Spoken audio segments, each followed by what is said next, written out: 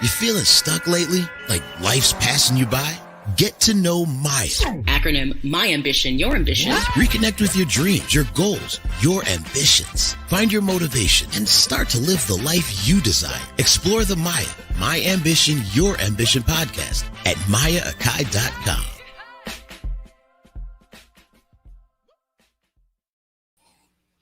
Namaste, everyone. Welcome to episode 48 of M.A.Y.A, My Ambition, Your Ambition. This is the understanding the art of the apology. So, of course, welcome to everyone to the podcast that I like to say embraces salient topics in regards specifically to mental wellness from a fresh and forward-thinking perspective. I kind of think of myself that way. I think I'm fair on it. But the key thing is the focus of the podcast is to pull back that veil of self-doubt and sabotage that plagues so many of us in our lives to help you to identify the ambitions and harness the motivation to help you yield the satisfaction you succeed you really want in your daily life. It isn't about the big picture. It's about the daily picture.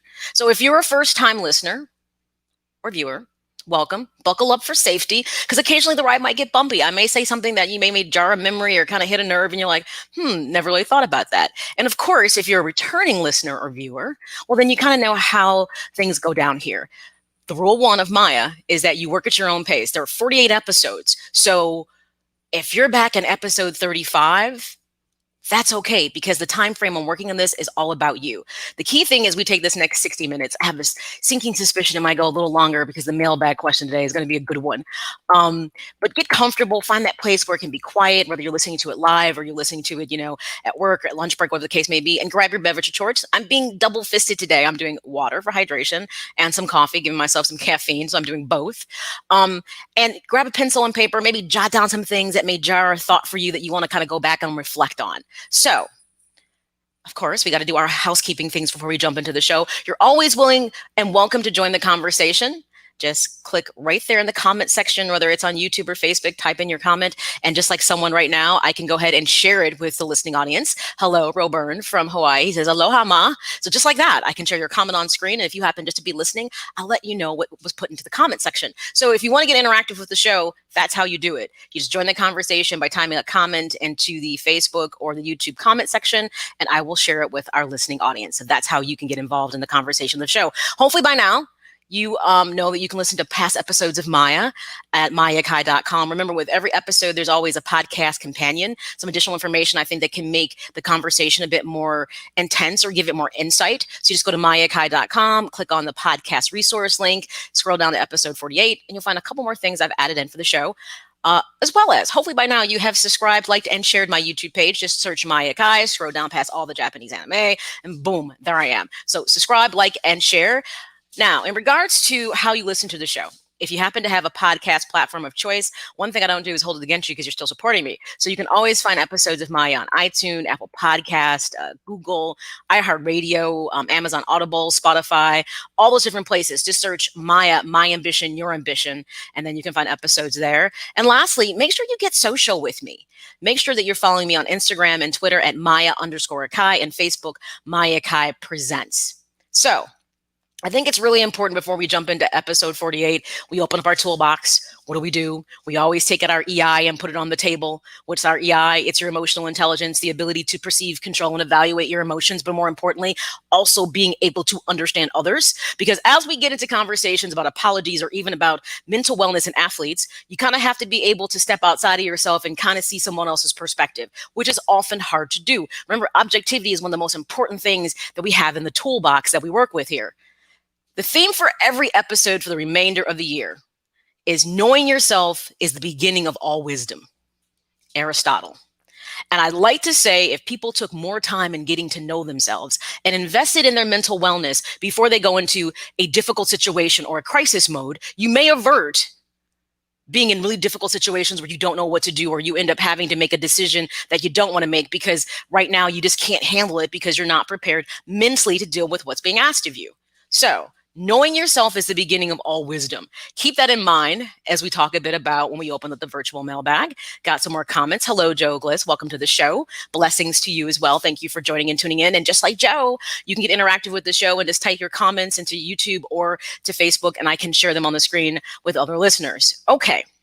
There is going to be a Maya mailbag today. Initially, I thought there wasn't. So remember, I started about a couple episodes where you could just do a virtual letter to me. I call it Maya's mailbag. And you just email getinspired@mayacai.com. I'll look at what you send. And sometimes I might just answer the question directly, or I might decide it's such a deep question, it's worthy of an entire episode of its own. Well, this one kind of popped up late after I put episode 48 together. So I said, but I'm still going to share it as a mailbag question because I think it's good, it's current, and it's relevant. And I want to show you how mental wellness is something I need people to take a serious look at individually. So if there's any question you ever have about something in an episode or something you come across, go ahead and drop me a virtual letter, Maya's mailbag. Just send an email to getinspired@mayacai.com, and I will be able to respond to you directly via that email. And or I might think, hey, I want to share this as an episode. Okay. So let's jump into the mailbag question. I'm going to read to you what was sent to me. I'll get past all of the fluff of saying how they enjoy the show, and wanted to throw this at me because I dedicate the time about mental wellness, and most people aren't interested until it's a hot topic on the table. So here's what some proposed to me in the virtual letter. Simone drops out of the Olympics competition due to mental health. Naomi drops out of tennis competitions for the same reason. Is it really mental health or the challenge of dealing with the pressures of expectations when you are a celebrity or expert athlete who has a great deal of success on the public stage, or difficulty dealing with performance failure or public criticism? What do you think? So that's what they threw at me. And obviously, we can roll this back weeks ago when Naomi Osaka decided to not participate in the French Open. But the conversation about mental wellness is not something that's new with athletes. It's come up a lot over the course of years. We just tend not to take it so seriously until it's a big moment and someone walks away from the big stage. Or if someone fails on the big stage and they kind of go to pieces, then we tend to be critical of how they handle things. Remember years ago when Cam Newton just kind of had a meltdown after the Super Bowl because of how things went? So we tend to be critical depending upon when the person presents their mental health issue on the table. So the first thing I need you to consider when you think about mental wellness in athletes is this. This is where your EI comes in. We cannot think of them in terms of us. It's understanding as a fan, if you're disappointed with Simone Biles and her decision to walk away from the Olympics or back out, it's because you're a fan and you were looking forward to her performance. So as a fan, you have a right to feel disappointed, disenchanted, disinterested, whatever. You have a right to have that feeling because if you're a fan, you invest the time and energy and you were looking forward to this moment with her. So people shouldn't get upset about people expressing like, man, this is kind of BS, because as fans, you were looking forward to this moment. I want to pull about the pieces, which probably is a bit more difficult with people with Simone than with Naomi. Naomi actually has been dealing with anxiety, social anxiety, for a while. And what we thought when she would walk out on the court, and she said this with her headphones on, it was to kind of close out the crowd noise and to get herself in the zone to get prepared to play. She doesn't do well with social anxiety. So she was using some coping skills. But with her success, remember, advancing obviously and doing big things in the US Open, everyone kind of then crowned her to be the heir apparent to Serena, who still was playing and doing relatively well. There comes pressure with that. But she did suffer from social anxiety before. We also know on the flip side that Simone Biles had an issue with ADHD and some other things that she had to address as her story becoming what she is as in the GOAT. Here's what somebody told me they struggle with Simone and being the GOAT. Someone said, well, she doesn't get to be the GOAT anymore because the GOAT doesn't bow out. And I said, I think that's fair. If that's how you feel. I mean, we know that she's an accomplished gymnast. She still will have the medals to obviously show how amazing that she was. But coming into this Olympics, she failed to meet expectations. I guarantee you she failed to meet her own expectations as well. The other piece that someone told me they struggled with is that, and I do recall her saying this, is that she was preparing for this. She was absolutely mentally into it. And I actually heard her say that she loved the pressure because it kind of kept her on edge and prepared. And then she was preparing this vault that not a female athlete has never done. So she was literally raising the bar for herself at this Olympics. Every mental cue we got from Simone appeared that she was ready to compete. So it's kind of hard to watch this and say, I'm confused because you said you like the pressure. It kind of makes you step your game up, but then you just step back. So we don't know what the rationale is. We just know it wasn't physical energy. So for it just to be a mental piece, you're talking about someone who has performed at this stage, not once, but she's been successful at every step she's taken. So it doesn't make a lot of sense that at this Olympics, she decides to back away. What most people don't like in these situations, and I do understand this, is do a mental check before you sign up. So if you don't think you're mentally ready to go, then just don't go. Because some people don't like the fact that you went all the way to Tokyo to get there and then to step back. And the sad part is that we do know the US ended up getting the silver medal because she was a large part of what was going to make them successful and get the gold. But those young ladies still stepped up and they still did their job. Here's what's weird, under the same stage. But we understand that she's under a microscope. And let's just say this, and this is something that you and I may never understand because we're not those type of athletes, that there's a higher expectation of her because of how exceptionally good that she is. And failure, and people don't understand this, failure is not an option for individuals often in that situation. I'm going to tell you that you have a lot of people who are not star-studded athletes, and failure does not feel like an option for them. But I will also tell you, and I think Serena nailed it when the situation came out with Naomi. She had to fight back saying she didn't feel like she had the mental resolve to take it. She wasn't under pressure. The difference is Serena had been under pressure her entire life. She knew what it was like to be scrutinized. Matter of fact, King Richard is coming out with Will Smith playing Serena and Venus's father, telling their story. It looks intense. Actually looks pretty good. She was used to adversity from day one. And this is why I'm a huge advocate to tell people, stop trying to shelter your children from failure. Because if you don't fail, you don't know what it feels like, and you don't know what to deal with it when it happens. So generally speaking, Simone's biggest issues for her were really was off the floor. Her situation with her mom, but luckily she had grandparents who stepped in and adopted her and her sister. Her brother decided to go back with the mom, and they got behind her when they saw this talent, and life went on, and she had a sense of normalcy to her. So there was some adversity, but it wasn't like adversity because the minute she stepped on the mat, she was money. So failure was never something that she truly experienced. She had an injury that kind of took her out of, trials and things like that. But she's never really failed. And it's interesting that the pressure was so strong to her that she didn't know how to deal with it, because all the mental cues that she gave us was that she was ready mentally, that she liked the pressure. In fact, she was upping her game. So this is why people are really confused. Now, on the Naomi side, I don't know what to tell you about that. She took off the the French Open and Wimbledon to prepare because she decided she wanted to represent Japan. She also lit the torch. And then she went on to say something to the effect that that was a lot for her and it kind of took her kind of off her square. Okay. I'm not sure if either one of these young ladies are working with somebody on a regular basis to deal with their mental health issues, but if they're not, they probably should. Because if you're functioning at this level and you get to this level and you start to fall apart, I'm be honest, this is what they do for a living and there's not much outside of this. Now for Naomi, obviously there's a whole career of tennis left for her and she has to figure out how to manage it. And maybe she needs more than a couple months off to figure out what's really going on with her. Simone, on the flip side, has a limited ceiling of what she can do as a gymnast. She's 24? So she maybe, if she's lucky, can maybe see another Olympics. We saw a lot of older people come back and compete in the Olympics, and it was fantastic. She may have one more under her belt if she feels it's necessary. But for her, being a gymnast is not really a career. I want to say this. I'm going to do some shameless self-promotion. So, I'm the co-owner of the Sports Zone Chicago with Sean Sierra. It's a sports talk app. We did a fantastic interview with Dominique Dawes. It was with What's Up Cuz, is Jason Palmer and Coach Lance Irvin, who actually did an interview with Dominique Dawes before any of this happened. I would tell you to go back and listen to it.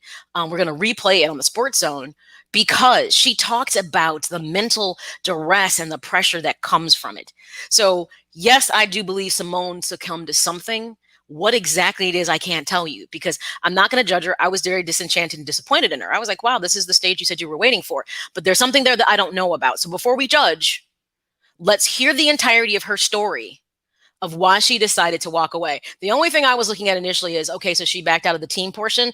I needed symmetry and balance, and I also needed her to not compete in the all-around, and she didn't. That was balance to me because you can't sacrifice your team and then go do individual. That doesn't work well, and it doesn't bode well for your brand. I'm gonna be honest. She just stepped away. So clearly, there's something that happened to her. We don't know what it is. So before we judge her and call her a failure or being a cop-out, I need to hear more of her story. But I will tell you this.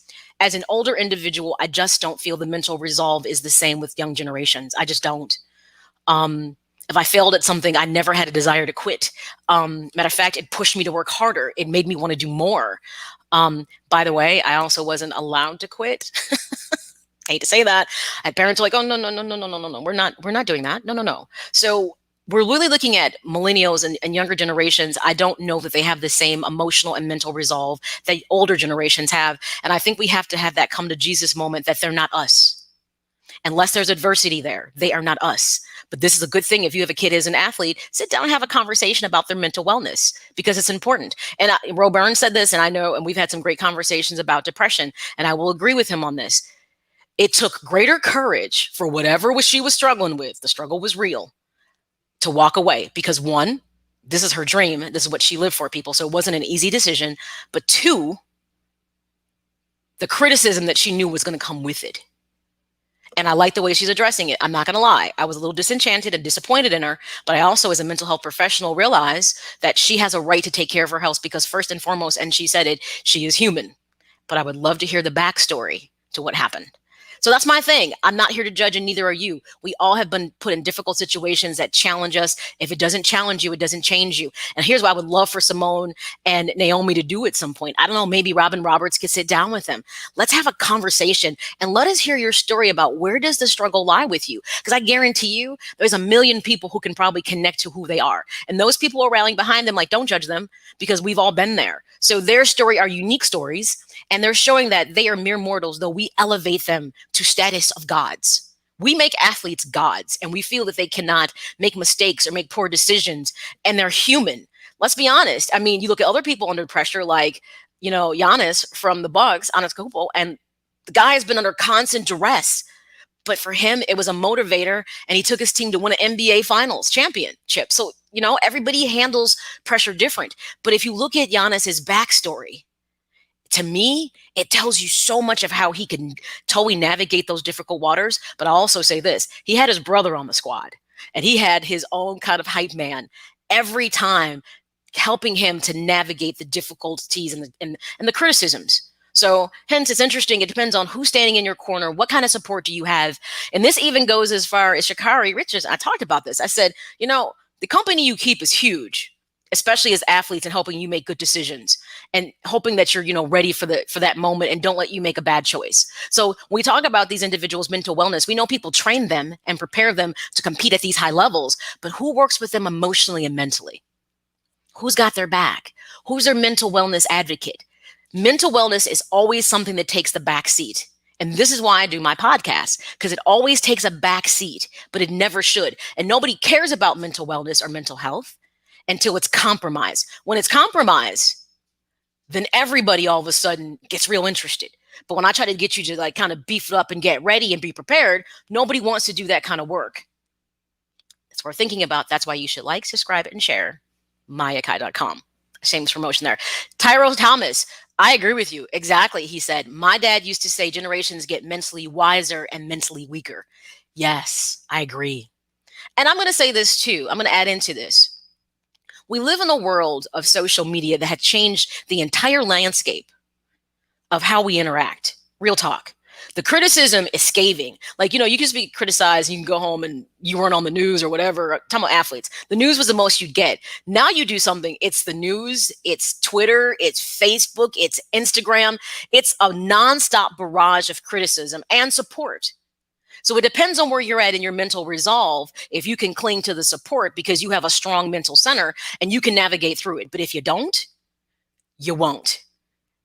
So again, I would encourage everyone to share My Ambition, Your Ambition, to help people work on their mental wellness. I'm trying to help you to beef up your mental wellness. So when you are challenged, when an obstacle does fall in front of you, you can open up your toolbox. You can say, this is what I've been working with, Maya. I know it sounds silly, but if you listen to my episodes, they're good conversations. So with that being said, because I don't talk to you, I'm a therapist, but I don't do these like I'm your therapist. I'm your mental wellness advocate is what I am. I put things on the table that can help you to do better in your daily life, because Maya is all about doing better in your daily life. Okay, I just committed 20 minutes to that whole thing, the virtual mailbag. So thank you for the virtual mailbag letter. You too can send me a virtual mailbag letter. All you have to do is just send your thoughts, comments, whatever questions to getinspired@mayakai.com. So if that episode's got you thinking, reflecting on how to navigate a situation, or you're just feeling stuck with working on getting to that best version of yourself, send me a virtual letter. And like I said, with your thoughts and questions, and I might just address it like this, or I might actually shape an entire episode around it because it's something I feel like this is worthy of sharing with multiple people. So go ahead and drop me a line at getinspired@mayakai.com. All right. Let's jump into episode 48, Understanding the Art of the Apology. Ooh, and we mess this up all the time, me included. I had to learn and navigate and get this tool and learn how to work it, because often people will challenge you when you know what you should be doing. People can just hit that button and you're like, okay, I'm not about to do this with you. So it's interesting enough that one of the tools that I wanted people to be able to put into their toolbox is the art of the apology. So it's interesting because apologies are complicated, and they're mainly complicated because how we think or we feel often is incongruent with the situation that elicits those type of emotions from us. So apologies, they involve very complex emotions. Sometimes it's anger, sometimes it's guilt, shame, and in some cases it could actually be fear. No matter what emotion is driving your thoughts or your behaviors, it often makes it hard to step up and be accountable. Let's just be honest. Apologies are difficult because they usually embody some form of accountability. In this episode, the Understanding the Art of the Apology, we're going to explore that apology process. We're going to dive into what an apology really is so you understand what it is, what it looks like, and you're not kind of just fictitiously putting something together for the sake of saying that you did it. But we're also going to look at what it entails. So when you do have to be in a position where you have to apologize, you can make the most of it because it's a difficult thing to do. So you know me, I'm all about semantics. Everything has to have a working framework. So we got to put together what's an apology. I always say I go literal definition from Merriam-Webster's online. It's a regretful acknowledgement of an offense or a failure. It's that simple. That's the basic definition of what an apology is. So with that being said, let's jump into a real talk time, because this is, to me, the core of why I think we so frequently fail at apologies. How did you learn what an apology is? And more importantly, how to do it. Hence, apologize or I'm sorry, so sorry. Seriously. So how did you learn what an apology is? And more importantly, how to do it? It's interesting because the thing that I found when you start to reflect on this, how you learned about an apology, is that it's the childhood apology. That was our first actual experience with apologizing. So it had to do with something, it had nothing to do with authenticity, or even maybe sometimes truly being sorry, or even being aware of the extent or the circumstances that brought the events into existence that required for you to actually apologize. As children, it's interesting. We are often told to say, I'm sorry, when legitimately sometimes we are not. And two, we don't understand why we should be. And this is how apologies start. And we start on the wrong foot early. So hence, at some point, we have to become adults and actually learn how to right the ship. I'm going to give you an example what I mean by this. If you happen to be parenting, not that I'm trying to say I'm a parental expert, but I think this is important. So you have two kids. Okay. An argument ensues. And all you see is one kid shoving the other kid, and the other kid, taking it and being angry. And you step in and say, stop. And they're like, okay. And then you proceed to be the adult who is supposed to be the individual that children would model, to say to, let's say it's your daughter who shoved your son, or your son shoved your daughter. And you say, you apologize to her. And he's like, but she did this. I don't care what she did. You apologize because it's wrong. So in that moment of anger and not understanding why, and this is especially with younger children, you can't really start having kids understand apologies because their emotional intelligence is so low at that point. Everything is based on impulsivity. You make a child apologize for something that, one, they don't mean, and two, they're not exactly sure why they have to, because there was an infraction that elicited their behavior. And they feel like it's so unfair that I have to apologize, though I'm not the one who did it. And then that child is mad. And it's rare that the parent will say to the other child, did you actually push him first or hit him or do whatever? Well, then you need to apologize too. The proper way to teach children how to apologize is just like that. You step in and say, stop. I know what I just saw. I saw you push her. What happened? And they're saying, blah, blah, blah. Stop, one at a time. Because I saw you push first.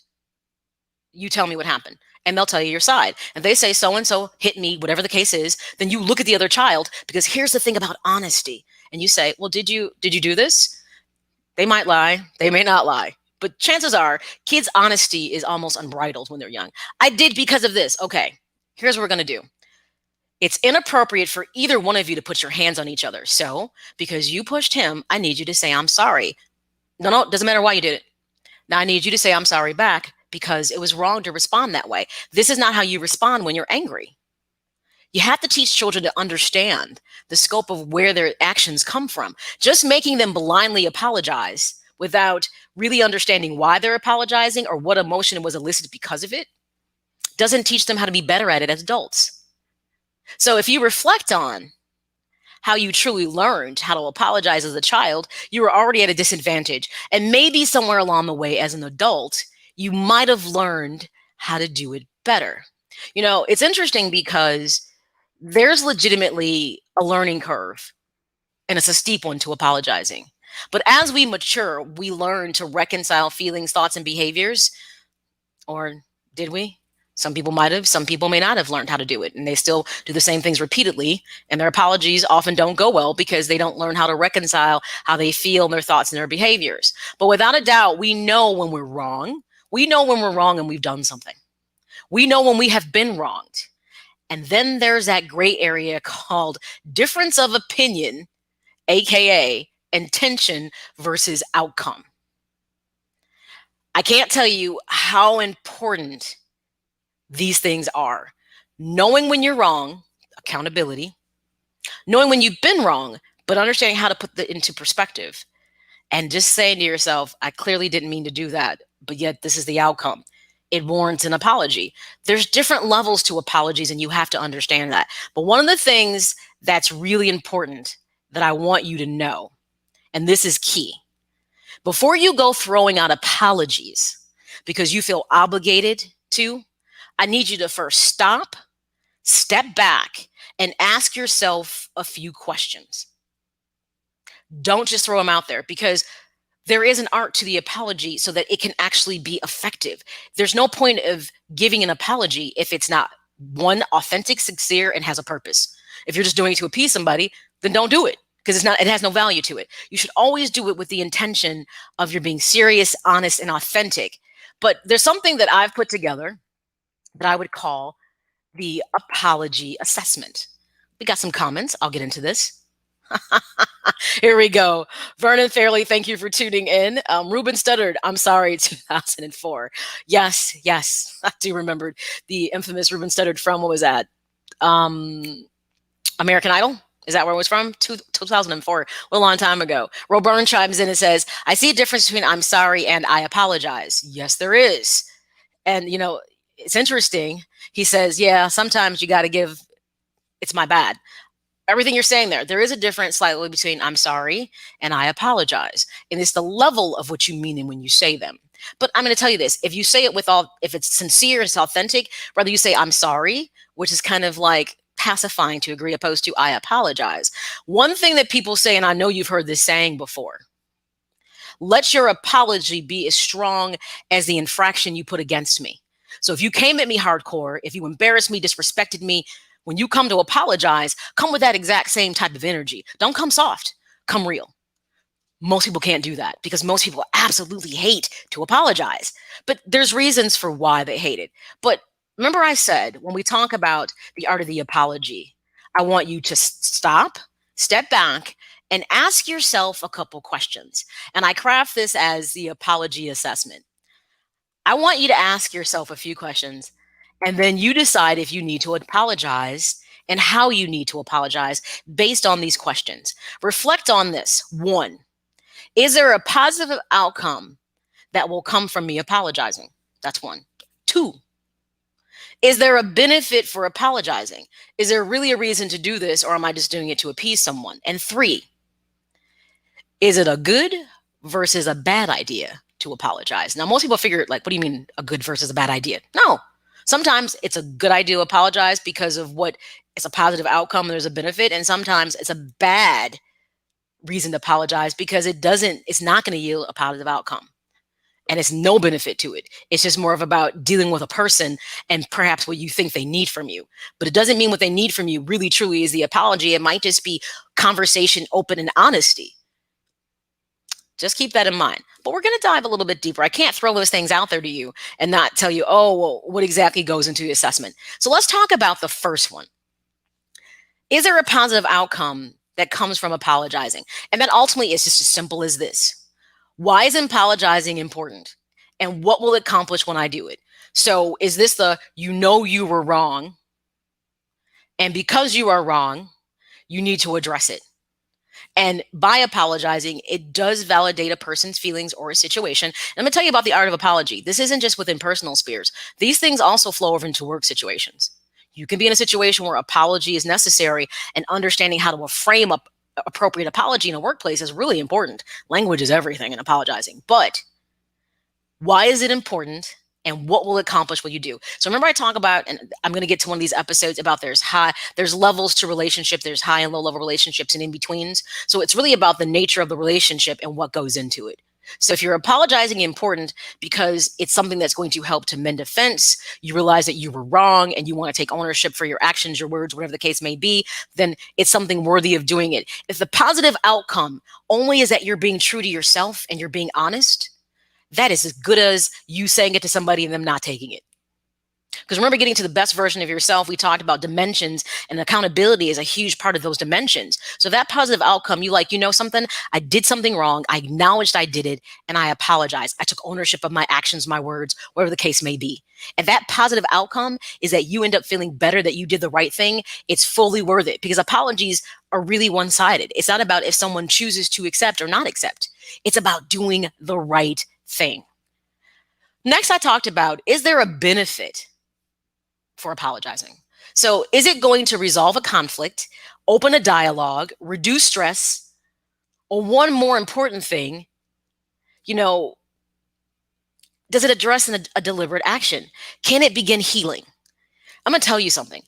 When apology can initiate the process of healing, how many times have you heard people say, I just needed them to apologize for it, and I'd be okay. But it just makes me feel like they've disregarded what they did, how I felt, and that part doesn't sit well. I can't tell you how many times I sit in therapy with people, and unfortunately, there are some people, for closure, they need an apology. And I have to look at people occasionally and say, that may not happen, because everybody's emotional regulation and intelligence is not on the same level. So what you need for closure may not happen. So we have to figure out other ways that we can deal with this, because everyone's not going to be able to meet you where you're at. And here's one better. And if they can't meet you where you're at because your steps forward, I don't want you walking forward backwards to get to where they're at. That's not what progress is about. But if a key benefit, especially for apologizing, is that it helps to resolve a conflict, maybe begin the dialogue in a situation where things were closed down. Because sometimes a person doesn't want to engage in a conversation with you until you apologize. Like, I don't feel like why do we need to talk? Why? That might be the thing that sparks the conversation. So if it reduces stress and it can begin healing, there's clearly good benefits for why you would want to explore that. And that's what's really key. And the third one, and I know this is the one that probably baffled some people when I had said, is it a good idea versus a bad idea? Are you making the effort to appease someone or situation, or is it legitimately warranted based on the situation that someone was hurt, or a bad situation happened, whether it was intentional or unintentional? Here's the thing about apologies that are really important. It doesn't matter if what you did was intentional towards someone or unintentional. It's about taking accountability for your actions.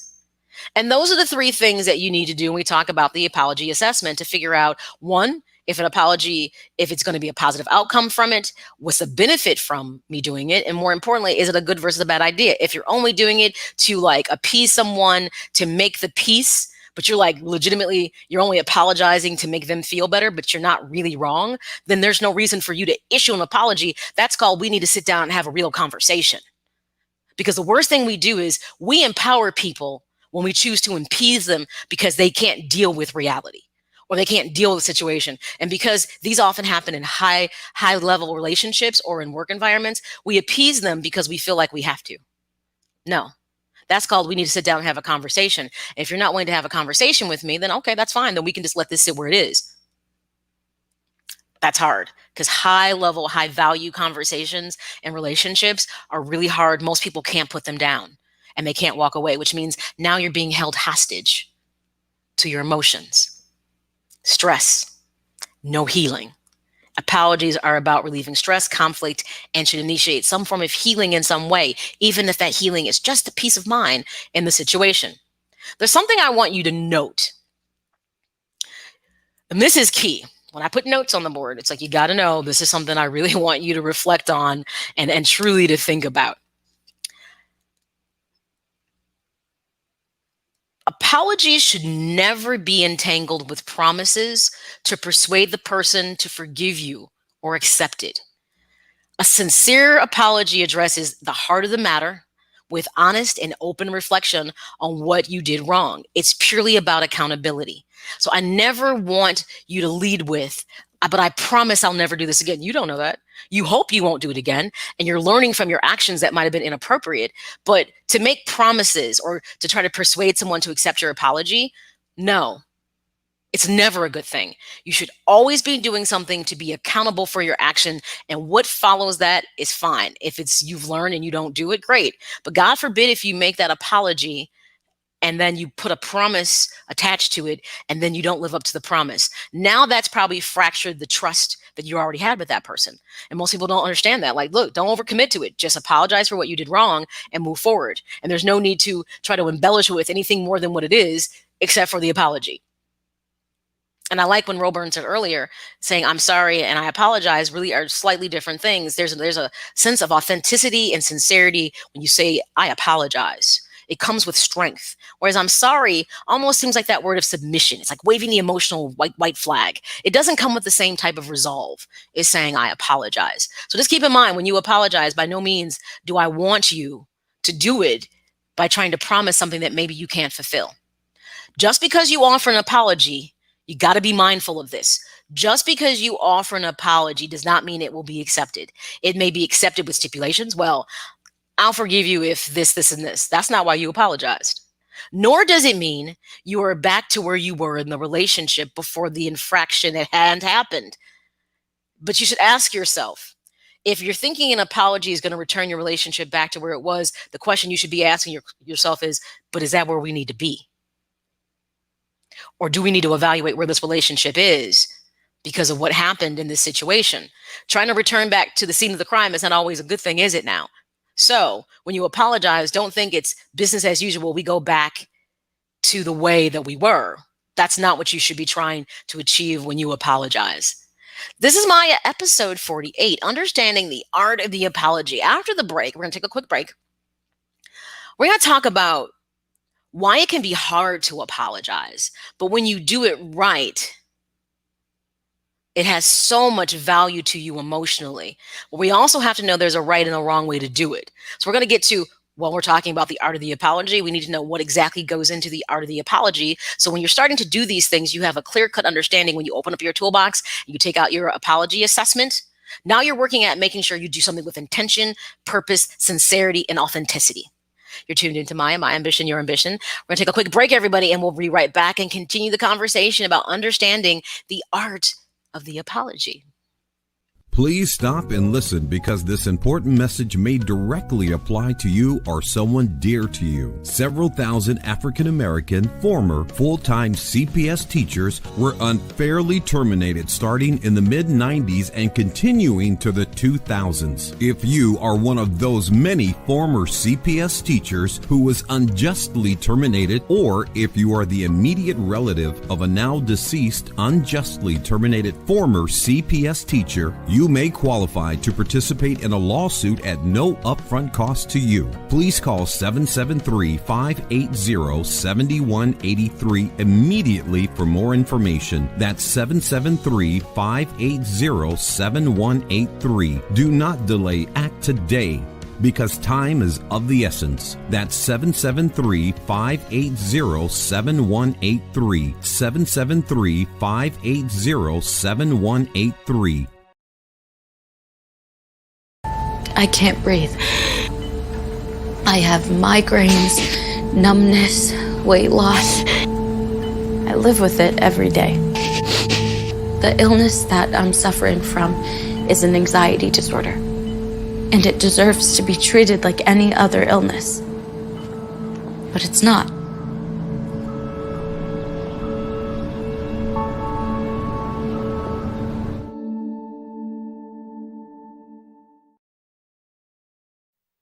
Stepping out of bed. It's easy to take for granted. You work, eat, play, sleep, and get out of bed the next morning. Seems simple. But if you're one of 25 million individuals in the United States living with major depression, sleep isn't always so easy. Neither is navigating your daily life, free of guilt or hopelessness, or having the ability to enjoy time out with friends, make simple decisions, enjoy hobbies, or go to work. Major depression is the leading cause of disability across the United States, and without treatment, the frequency and severity of symptoms tend to increase over time. However, there is hope. Major depression is treatable, and there is no one-size-fits-all approach. Today, there are a variety of treatment options to choose from. The key is to get an evaluation and find a treatment plan that is right for you. Free education, information, and support programs are available. You are not alone. We can help.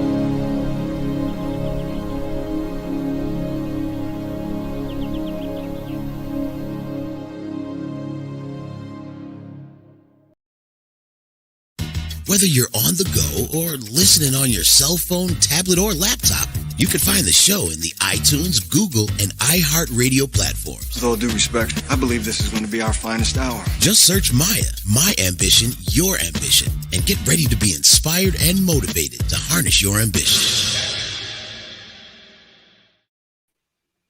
Hello, everybody. Welcome back to M.A.Y.A, My Ambition, Your Ambition, episode 48, Understanding the Art of the Apology.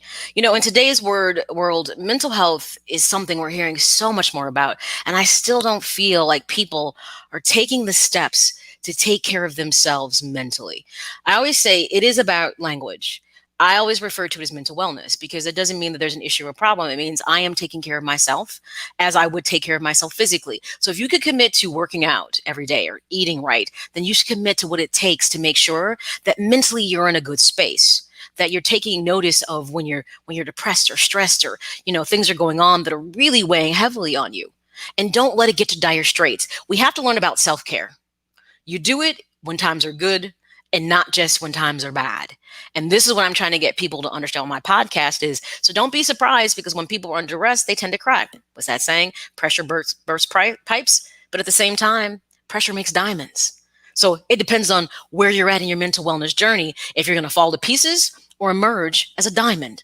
I'm trying to get everybody to be a rough diamond, pick your cut, clarity, all that kind of stuff, whatever. But I take what I do serious, and I'll never move away from this, even though I know it's not a sexy podcast. I probably can jazz it up a little bit more. I'm getting there. I'm working on it. But take your mental wellness as serious as any other health focus that you have, because your mind, let me tell you, is a terrible thing to waste. All right, everybody. I had said that we're going to, talk about obviously why it's hard to apologize and then the right and the wrong way to do it. So really help you understand what the art of the process is. But we got to have our really original first toolbox time besides taking out your EI. This was last week, and I'm going to bring it back again because I need for people to understand this. Understanding outcomes versus intentions, good or bad, is extremely important, especially when you talk about apologizing. And the reason I say that is because it doesn't matter what your intention was, or if there even was intention. If somehow you've offended someone or you've hurt someone and they've made you aware of it, you need to acknowledge that. Don't get in your feelings about it, because we have all been in a situation like, I just can't believe that person did it. And you know what's weird? Is there none the wiser that there's something that's wrong? Because we all have different kind of emotional triggers and operate at different levels. And what do they say, meet me where I'm at? Well, let's be honest, where somebody's at may not be where you are. And you have to open your eyes and say, okay, I've been doing the work with M.A.Y.A. And so I feel like I'm in a different emotional space. Okay. Let me see if I can navigate the situation with them to do the right thing. It wasn't my intention, but that doesn't matter. Because when you are empathetic and when you have good emotional intelligence, being able to identify the wrong and taking accountability regardless to what your intention was, because the outcome is different, means everything. So intention and outcome, along with the apology, they're really intertwined. And it's something important that I said, hey, we're putting this in our toolbox, understanding the difference between the two, because you could have had the best laid intention, but then it was a bad outcome, and you got to be willing to deal with it, because we don't have a crystal ball. And we don't always know how people are going to respond to what we do, especially if a person's not good for expressing how they feel, then you may not know. And this is where, when you have good emotional intelligence, you learn to engage people. This is why I say every situation does not garner an apology. It may actually require an open conversation about what is happening in this relationship dynamic. Know the difference. Use your apology assessment. Okay, so let's talk about why it can be hard to apologize. And there's a couple different things that I pinpointed. I think pretty much at some point, if you've struggled with it, it's probably one of these reasons. I'm not saying there can't be more, but these are the ones I picked 3 that I think these are kind of like core reasons I think why people struggle with it. 1, an apology for some people often feels like it's an admission that they're inadequate.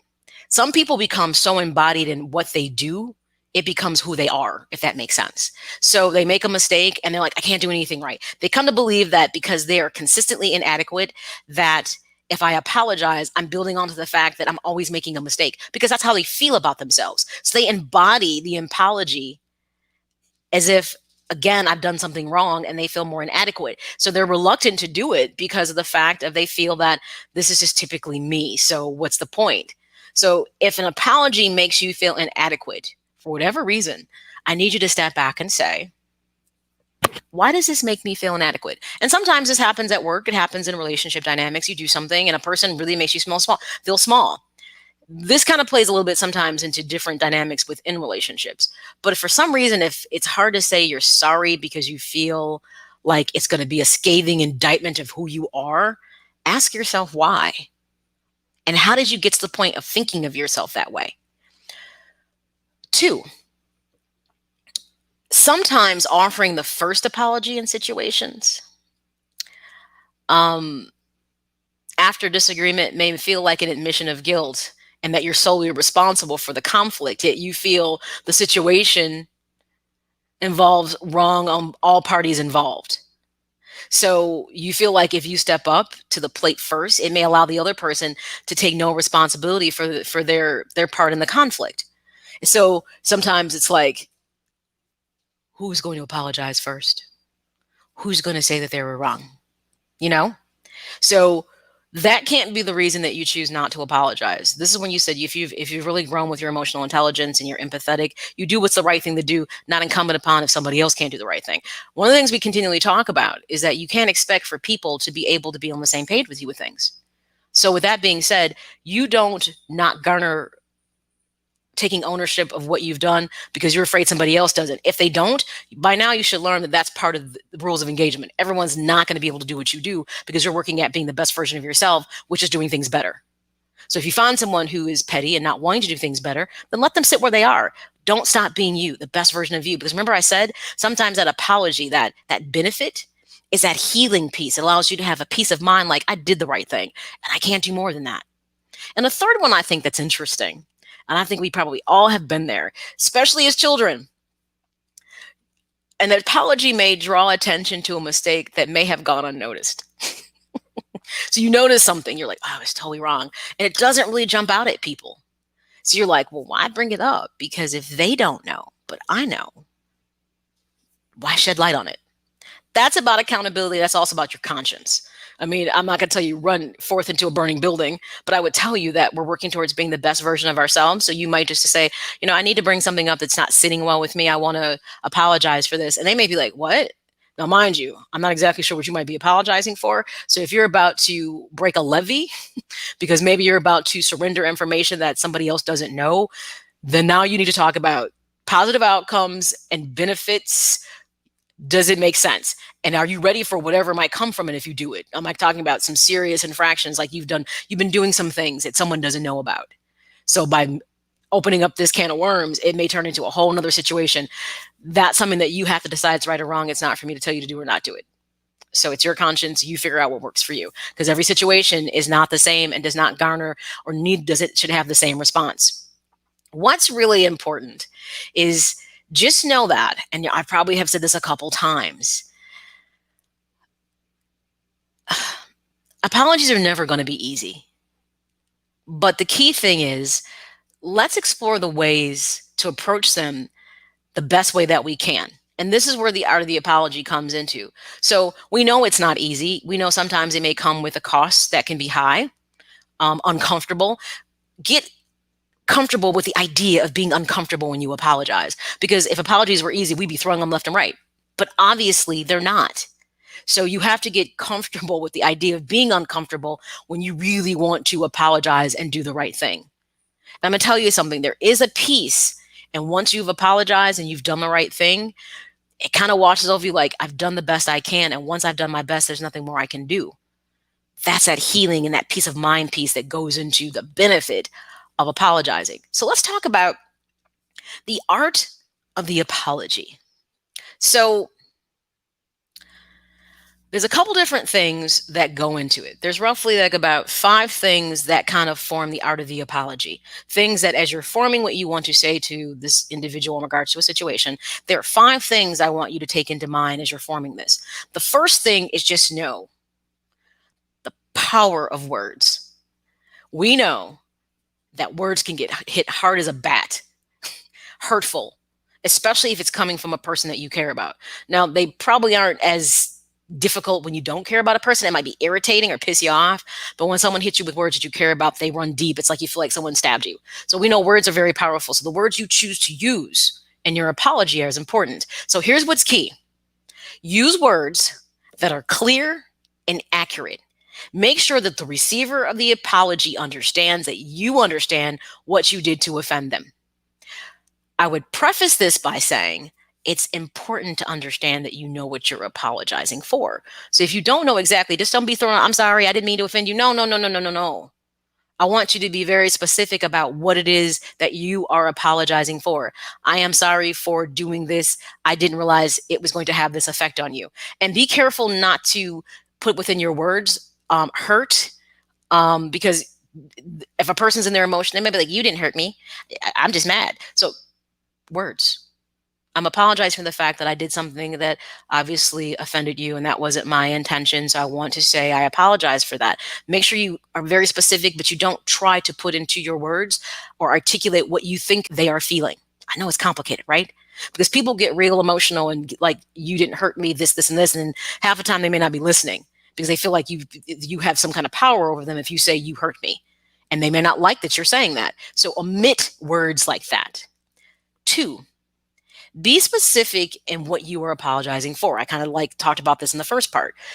Don't add or subtract to the heart of the matter. If you don't know, ask. So if you're unclear exactly what piece of something that went wrong, say, I would like to talk to you about this situation because I want to get more insight into what happened and specifically what I did that caused this issue. Notice my words. Not made you mad, hurt your feelings, caused this issue. And then once they tell you, if you can hear whether you agree or disagree, if you can hear where they have an exception with something you did, say, I want to apologize for that specific thing you just told me about because that was not what I meant to happen, but obviously it happened. So I apologize for that. And that's all you can do. Again, omit words like hurt you, made you angry, because even though that might be true, people often don't do good when they think you're reflecting their feelings to them or telling them how they feel. 3, consider the relationship dynamic. This is really key. Consider that relationship dynamic in which you're involved in. Is it a peer, a partner? Is it your child, a spouse? We often struggle when we feel we are apologizing to what we believe to be inferiors. Admit it, human nature is fickle like that. We struggle with superiority and inferiority. We have whole complexes designed on that in psychology. Sideline the pecking order and again, focus on the heart of the matter. Think about this, and you know this to be true, whether you are a parent or you are a child. Parents often struggle to apologize to their children when they're wrong because they feel because of I am the adult, I am superior to you, I don't have to apologize to you. Then they kind of reinforce it with things like, and I put a roof over your head, and I bought you that iPhone. That's a person who's not willing to be accountable for being wrong. But what they fail to understand is that you are modeling to your child how they should behave when they become adults. So if you can be that adult in the situation to say, Maya, let's sit down and talk. This situation happened, and I owe you an apology because I responded this way to what happened and it was wrong. And I don't want you to think that I believe that how I treated you was appropriate or okay. I apologize for that. Do not piggyback it, but because I did that. No, apologize. And I'm going to tell you something, that for a child would totally take them by surprise because most adults always lead with their superiority. You see this often in workplaces. A lot of managers will lead with their superiority. They can be totally wrong in a situation in the workplace and struggle to apologize to their subordinate because they feel like I'm the person in charge. Why should I have to apologize? Because you was wrong. So one of the key things about if you're in a management role is knowing how to apologize when you have offended someone that you manage and take accountability. It garners so much respect when people can do that. So sideline the pecking order and focus to the matter that's at hand and at heart. 4, communication is key. You can't just express that you're sorry. You have to make the offended party understand that you are apologizing. Now, I'm sorry, but I'm apologizing. Check in after you have communicated what you know to be the wrong. Get feedback. Now, mind you, the feedback may not be what you want it to be or need it to be, but you need to make sure that when you apologize to someone, they understand specifically what you are apologizing for. We're not putting in a blanket apology over something. I'm talking about something very specific. Unless somehow you got so much going on with this person, then you might want to break that down into pieces and take ownership accordingly. But if we're talking about this is one single infraction, you want to make sure you communicate to them, they understand specifically what it is and use that language accordingly. But at the end, you need to check in with them and say, do you understand what I'm expressing to you? And they'll either say, yeah, no, I don't care, whatever. And by the way, what they express back is not incumbent. As long as you did it with honesty, sincerity, and you were authentic, you don't have to wait for them to be okay with it. And the 5th and final thing, you got to be mindful that certain things you say are not legitimately apologies. Like, I'm sorry and I want to apologize. No, I apologize. Now I'm doing. It's like saying I want to lose weight isn't losing weight. So it's, I apologize. Deliver a clear, direct apology. Don't hide behind vagueness. Don't be vague. Don't dance around it. Own it. Be specific about what it is you're doing. And don't try to dress it up. So don't add to and subtract to and act like, after you say something, the worst thing you can do is say, but I did that because of this. No. You're addressing what you did was wrong. Now, whether they're willing to take ownership of what maybe elicited the emotion from you is totally not what the apology is about. You're taking ownership of your actions. And here's the thing, if they made you act out of turn, moving forward, you should learn your emotions better. This is why we work on our EI all the time. So you can stop reacting to things and respond to things. But sometimes your response still may take people off their square because people aren't good when things are real. They'll be like, okay, I don't know what to do with that. Again, we're responding, not reacting. There's one thing I want you to walk away from in all of this. The number 1 rule, do not use words like if or but. Those words had the effect of like rescinding the apology by either calling out injury into doubt or assigning true responsibility elsewhere. It doesn't matter what they did, how they did it. We're talking about what you did and taking ownership of it. So don't say if you hadn't, but when this happened, no. Because now you're diminishing the actual apology and it's lost its value right there when you say if and but. So it goes into this whole, all these 5 things are intertwined together, but I wanted to pull them apart so you would understand the process and how it really makes sense and how it has to happen. So don't say things like, I'm sorry if I hurt your feelings. I apologize for being insensitive. No, I apologize when I did this. Blah, blah, blah. Don't say insensitive. You're not wrapping your emotion into it. You're apologizing for the specific action. So if you said something wrong, I apologize. When I said this to you, it was inappropriate. Now they clap back at you and say, well, you meant it when you said it. Well, okay, maybe. Okay, I'm apologizing. I said it. I can't take it back. But what you don't have to do is keep undressing it with that person because that means they're not really getting tapped into the fact that you're apologizing and they're trying to drag you down a road that you don't need to go. Welcome for checking into the show, Nick Paul. How do you control your emotions after apology to someone you care about?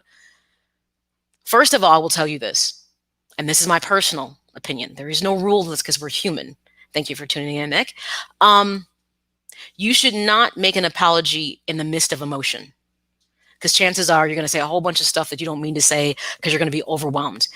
I talked about the apology assessment earlier. Take the time to reflect on what it is that you need to apologize for so you can put that conversation together, but you can also, you have your emotion in check. The worst thing you can ever do is try to engage a person when they're overly emotional and you're overly emotional. Nothing gets accomplished. And you sometimes end up saying more things that you didn't mean to say because you're riding the emotion. Remember, here we work on responding versus reacting. So I would tell you, you can care about them deeply, but make sure you're ready to make the appropriate apology when you are level-headed. And sometimes in the midst of arguments with people, even when you sense you've done something wrong, you just say, you know something, I'm gonna time out from this right now because I don't feel like we're going anywhere in this conversation. I'd like to readdress this when I feel like we're both not having hot heads. Or, hey, don't even say that because I'm not a hothead. Here's who to say. I'd like to reinvest in this conversation when I'm not feeling so emotional at the moment. Right now, I'm not thinking clearly, and I really need to get my emotions in check. Some people are okay with that, but some people who love to argue will follow you around and keep trying to egg you on or do things to prompt it. Separate yourself from people who are emotional, honestly inadequate, legitimately. So don't issue apologies until you've truly thought them through and you really are in a better emotional place so you can express how you feel appropriately. Because the thing about apologies, as I said earlier, we talk about positive outcomes and benefits and things like that. You're hoping that you'll be able to open a dialogue about whatever is happening. And that's what's really key about it. So that's a big thing about, don't do things that you're not ready for. Jason, thank you for checking in. Is it okay to not accept a person's apology? Absolutely. Absolutely. If you feel that you are dealing with a person who has a pattern of behavior where they've disregarded your feelings and emotions knowingly, you don't have to accept their apology. Here's how I dealt with people before that I just didn't think their apology was authentic. I said, I appreciate you apologizing. I need nothing more from this. And I don't even get into that I don't accept it. I'll be like, I appreciate your apology. Well, do you accept it? No. Why? I just choose not to because the way you offended me, I'm just not in the place right now emotionally where I'm okay with trying to mend fences with you. I have a right to sit in my emotions. Remember that a negative emotional marinade? I have a right to sit in my emotions and feel how I feel without having to appease you. Remember, you don't apologize to people because you're expecting them to accept it. You have to prepare that they won't. On the flip side, if you are the recipient of the apology, you don't have to accept it if you legitimately are not ready to. You can say, thank you for the apology. Right now, I still have to process this. So if you want to talk about it later, we can. If not, we don't. So you don't accept my apology. At this moment, no. I acknowledge that you gave it to me, but I'm still processing how I think about this right now. And don't feel forced to say that you have to. I know. Put on your big boy pants, Jason. It's tough when you're trying to navigate conversations with people emotionally because most people aren't ready for this kind of talk. Like you're talking to them at a whole nother level. Like they're like, how do you just, because people assume that when you apologize, you're supposed to accept it. No. And that's why I led this conversation with, they don't have to accept it. And nor do you if you're on the opposite side of the apology. And that's what people often struggle with. So just be prepared for that. So my final thoughts, and hopefully people got to catch the earlier mailbag conversation. It was pretty good.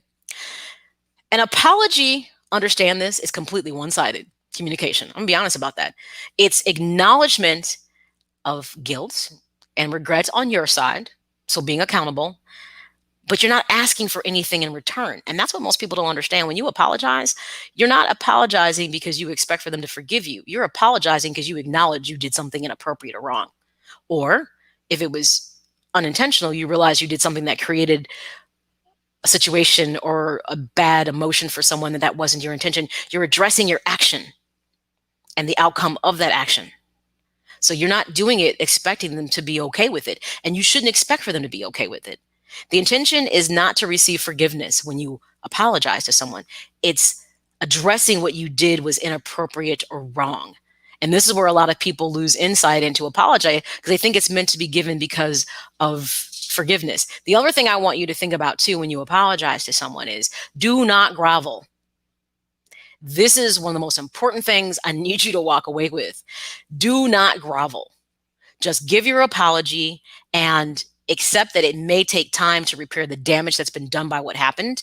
If we've done or said something especially hurtful, we may have a serious scarred relationship and have to give that person the time to reflect and accept and, and hopefully heal.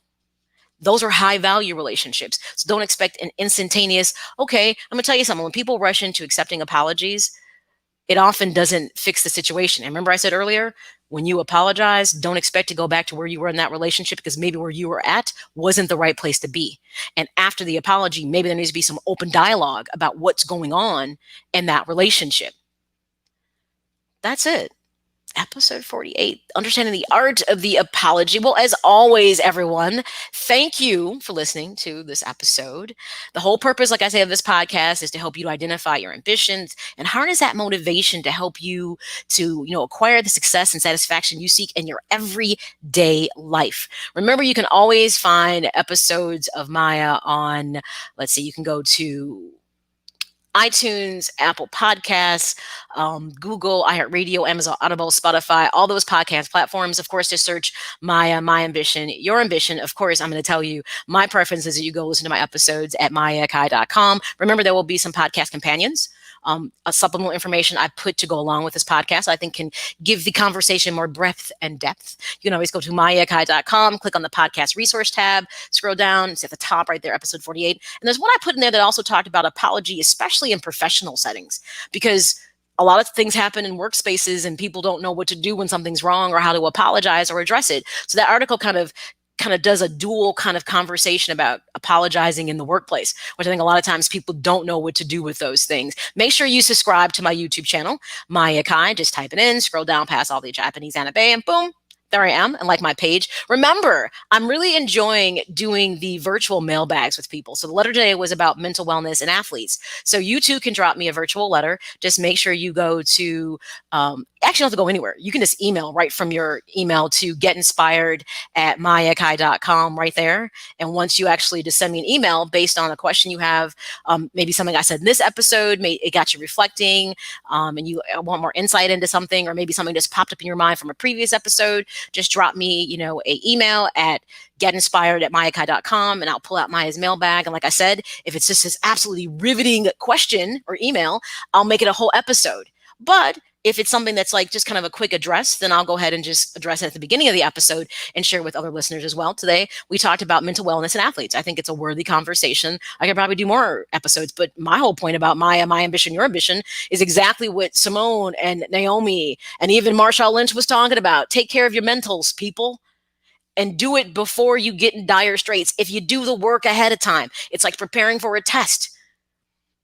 You're going to perform better when you're smack dab in the middle of something that you're not ready for. I'm not saying you're always going to be perfect and navigate it without question, but you'll do better with things. So you can always, like I said, if it's something you come up, just send me an email at getinspired@myakai.com, and I will share that in a mailbag question, or I might just create a whole episode. All right, guys, that's it. Thank you for tuning in. Remember, every Thursday, 2 p.m. Central Standard Time, M.A.Y.A, My Ambition, Your Ambition. I feel like I've talked about valued relationships, high and low value relationships. So I think next week I need to commit to talking about exactly what that means.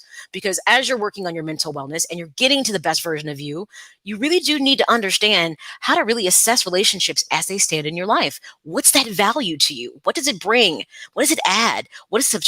And if you're sitting at a table with some, what exactly are you dining on? I think that should be next week's conversation. So other than that, everyone, I will all see you next week. I enjoyed having you here.